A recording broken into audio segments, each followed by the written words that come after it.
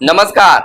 मैं हूं सुनील बॉबी और आप इस समय देखना शुरू कर चुके हैं अपना खास कार्यक्रम बिहार शिक्षा समाचार यानी एजुकेशन एंड जॉब बुलेटिन।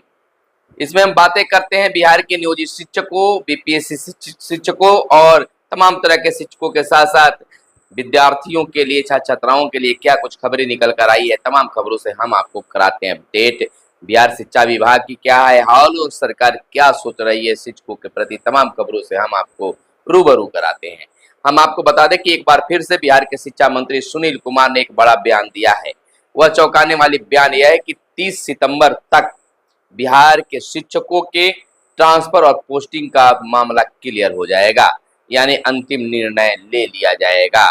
बात यह भी निकल कर सामने आ रही है कि नियोजित शिक्षकों के ट्रांसफर और पोस्टिंग को लेकर 1 अक्टूबर को कैबिनेट की मुहर भी लग जाएगी। जैसा कि आप जानते हैं कि 1 अक्टूबर को कैबिनेट की बैठक है और इस कैबिनेट की बैठक में नियोजित शिक्षकों के ट्रांसफर और पोस्टिंग पर मुहर लगने की पूरी संभावना जताई जा रही है।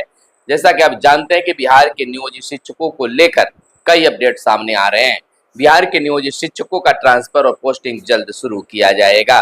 जैसा कि आप जानते हैं कि नियोजित शिक्षकों की पोस्टिंग को लेकर और तबादला को लेकर कई नियम बनने की बातें सामने आई है, जिसमें पति पत्नी, दिव्यांग और असाध्य रोगों से पीड़ित शिक्षकों के साथ साथ महिला शिक्षिकाओं के लिए भी, यानी शिक्षिकाओं के लिए भी राहत मिलेगी पोस्टिंग और ट्रांसफर में। एक बात और निकलकर सामने आ रही है कि जो पोस्टिंग और तबादला किया जाएगा उसमें नियोजित शिक्षकों को 3 ब्लॉक का ऑप्शन लिए जाएंगे। कोई भी शिक्षक अपने गृह प्रखंड में नहीं रहेंगे। यह बड़ी खबर हम आपको बता रहे हैं। 1 अक्टूबर को कैबिनेट में मुहर लगने की बातें हैं। 30 तारीख को सब कुछ क्लियर हो जाएगा कि नियम में क्या कुछ सामने लाया गया है, किस नियम के आधार पर शिक्षकों को पोस्टिंग और तबादला किया जाएगा। जैसा कि आप जानते हैं कि बोर्ड के पैटर्न पर होने वाली 8वीं परीक्षा जो हुई, अर्धवार्षिक परीक्षा की जांच जो है वह अलग ढंग से बोर्ड परीक्षा के पैटर्न पर ही होगा। पंचायत स्तर पर बनेंगे मूल्यांकन केंद्र, उड़नदस्तों की भी तैनाती होगी। परीक्षकों के लिए मोबाइल फोन पर होगा बैन और 10:15 से बंद हो जाएंगे प्रवेश द्वार। 27 से 1 तक चलेगा मूल्यांकन कार्य और कॉपियों की जांच के दौरान नहीं होंगे बंद स्कूल। आपको विस्तार से बता देते हैं कि बिहार के सरकारी स्कूलों के 8वीं कक्षा तक के बच्चों की अर्धवार्षिक परीक्षा की करोड़ों कॉपियां केंद्रीयकृत मूल्यांकन पद्धति के तहत जांची जाएगी। कॉपियों की जांच बिहार बोर्ड के पैटर्न पर होगी। फर्क सिर्फ इतना होगा कि इसमें कॉपियों की बार कोडिंग नहीं होगी। कॉपियों की जांच के लिए पंचायत स्तर पर मूल्यांकन केंद्र बनेंगे। मूल्यांकन में परीक्षकों के लिए जिलों के, आपको बता दें कि मोबाइल फोन पर भी बैन रहेगा, यानी मूल्यांकन में परीक्षकों के लिए मोबाइल फोन भी बैन रहेगा। 10 से 12 सह परीक्षकों पर एक प्रधान परीक्षक की तैनाती की जाएगी। प्रत्येक सह परीक्षक के लिए प्रतिदिन 50 से 60 कॉपियों की जांच अनिवार्य होगी। कॉपियों की जांच के दौरान मूल्यांकन केंद्रों के प्रवेश द्वार पूर्व 10:15 से अपराह्न 4 बजे तक बंद रहेंगे। मूल्यांकन केंद्रों के निरीक्षण के लिए उड़नदस्ते भी होंगे।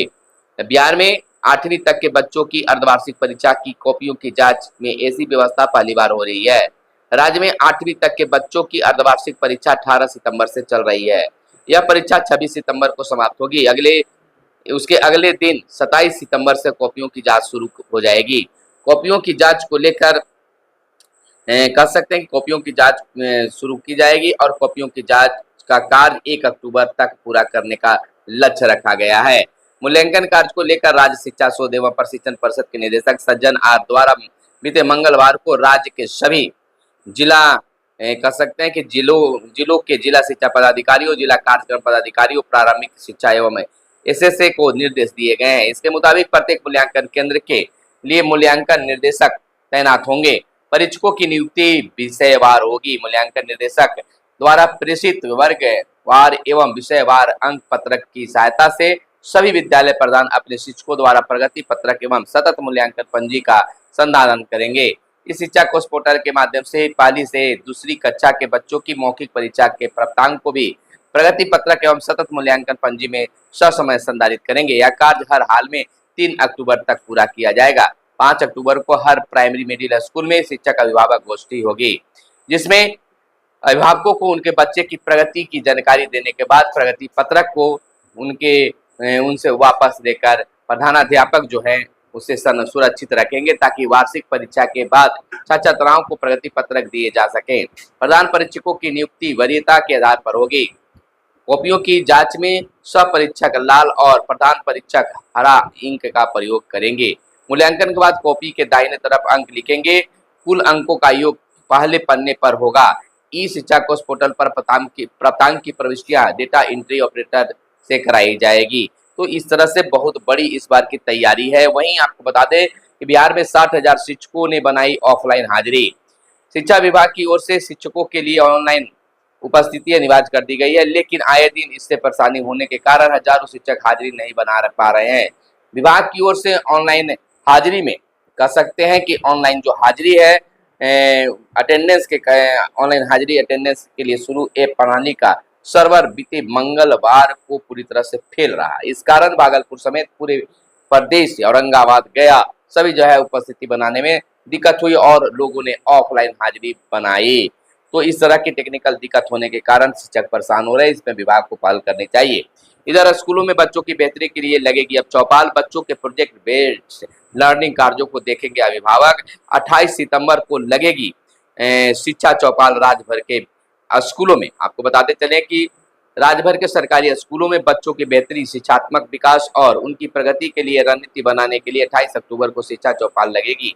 इसमें स्कूलों में बच्चों के अभिभावकों के साथ समुदाय भागीदारी भी होगी। इसमें शामिल होने वाले अभिभावक स्कूल से परियोजना आधारित कार्य के तहत अपने बच्चों की ओर से किए गए कार्यों को भी देखेंगे। इसके लिए विद्यालय सभी अभिभावकों को आमंत्रण भेज रहा है। शिक्षा चौपाल का आयोजन राज्य शैक्षिक अनुसंधान और प्रशिक्षण परिषद ACERT के निर्देश पर नेशनल करिकुलम फ्रेमवर्क के तहत सभी स्कूलों में किया जा रहा है। शिक्षा चौपाल वाले दिन स्कूल में अभिभावक अपने बच्चों PBL के तहत किए गए रचनात्मक कार्य जैसे वाटर साइकिल का मॉडल, प्रकाश संश्लेषण की प्रक्रिया पर आधारित तैयार मॉडल आदि को भी देखेंगे। तो यह बड़ा आयोजन स्कूलों में होने वाला है। वहीं अच्छी पहल बता सकते हैं कि सरकारी स्कूलों में अब रखना होगा हिंदी और अंग्रेजी का अखबार। छात्र कोष और विद्यालय विकास मद से होगा इसमें व्यय। DEO ने सभी विद्यालयों के प्रधानों को लिखा है पत्र। आपको बता दें बच्चों को सामयिक जानकारी देने और उनके अखबार पढ़ने की आदत डालने के लिए अब सरकारी विद्यालयों में अखबार रखना होगा। विद्यालयों में अनिवार्य रूप से एक हिंदी और एक अंग्रेजी अखबार रखना होगा। इसके लिए जिला शिक्षा पदाधिकारी जो हैं पटना के संजय कुमार ने जिले के सभी प्राथमिक मध्य विद्यालय और माध्यमिक उच्च माध्यमिक विद्यालयों के प्रधानों को निर्देश भी दे दिए हैं। तो पटना जिले में पहल की जा रही है। वहीं अर्धवार्षिक परीक्षा 1 से 8वीं तक के मूल्यांकन 27 से शुरू हो जाएगी और खास इस पर कार्य भी किए जा रहे हैं। वहीं बाढ़ प्रभावित स्कूलों के बच्चों की पढ़ाई पर दोहरी मार पड़ रही है। गर्मी की छुट्टी के बाद पढ़ाई के पहले ही थम गई थी घंटी। तो इस तरह से बाढ़ प्रभावित क्षेत्रों में बच्चों की पढ़ाई बाधित हो रही है। ऐप पर शिक्षकों की ऑनलाइन हाजिरी की जांच करेगी अब 4 सदस्यीय टीम। यह खबर सिवान से आ रही है कि आखिर क्यों ऐसा हो रहा है। अब टीम जो है उनके अटेंडेंस पर भी नजर रखेगी। इधर आश्रित को बालिग होते ही 1 वर्ष में करना होगा अनुकंपा नियुक्ति का दावा। यानी बिहार सरकार ने सरकारी सेवक की मृत्यु की स्थिति में नाबालिग आश्रितों को अनुकंपा के आधार पर नियुक्ति पाने के लिए दावा करने की समय सीमा तय कर दी है। सरकार ने सभी अपर मुख्य सचिव, प्रधान सचिव के साथ ही विभागाध्यक्ष, प्रमंडलीय आयुक्त व DM को निर्णय से अवगत करा दिया है। सरकार ने अपने पत्र में कहा है कि किसी भी सरकारी सेवक की मृत्यु कार्य के दौरान हो जाती है तो नौकरी का दावा करने वाले नाबालिग हैं तो उस नाबालिग आश्रित को बालिग होने के 1 वर्ष के अंदर नियुक्ति के लिए दावा करना होगा। इधर छुट्टियों में कटौती पर सौंपा गया है विज्ञापन। बिहार राज्य प्राथमिक शिक्षक संघ के प्रदेश अध्यक्ष जयराम शर्मा ने प्राथमिक शिक्षा निदेशक पंकज कुमार से मिलकर उन्हें ज्ञापन सौंपा है। यह ज्ञापन उन्हें नवरात्र की छुट्टियों में की गई कटौती को लेकर सौंपे गए हैं। संघ ने नवरात्र की छुट्टी बढ़ाने की मांग की है। प्रदेश अध्यक्ष ने बताया कि निर्देशक प्राथमिक शिक्षा ने इस पर निर्णय लेने का आश्वासन भी दिया है। वहीं TC, SLC व जमा खर्चे से मुक्त होंगे अब शिक्षक। 6421 नवसर्जित विद्यालय हैं भागलपुर में। इसी तरह से अन्य जगहों पर भी यह निर्णय लिया जा सकता है। इधर चयन पूर्व रसोइयों को देना होगा मेडिकल सर्टिफिकेट।